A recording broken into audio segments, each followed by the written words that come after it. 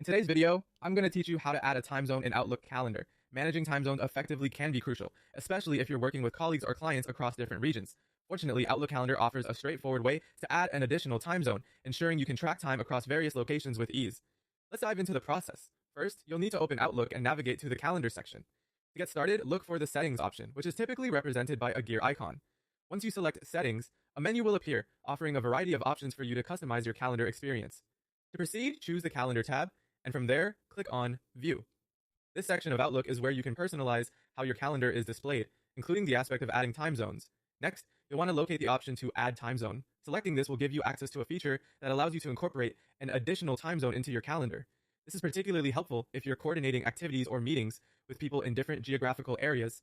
Adding another time zone perspective will help you avoid needless confusion and ensure you schedule events accurately. Under the Other Time Zones dropdown, you'll have the opportunity to search for the city corresponding to the time zone you wish to include.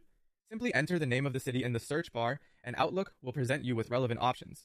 Don't worry if you're unsure about the exact city, it's often sufficient to choose one of the major cities in the same time zone. Once you found your desired city, you have the option to enhance the clarity by adding a label to this time zone. This label can be anything that reminds you of the importance or specific use of this time zone, perhaps referencing a project or team you're collaborating with. You can also choose to select the checkbox labeled Show in Calendar, which will make sure the time zone is visibly displayed alongside your primary one.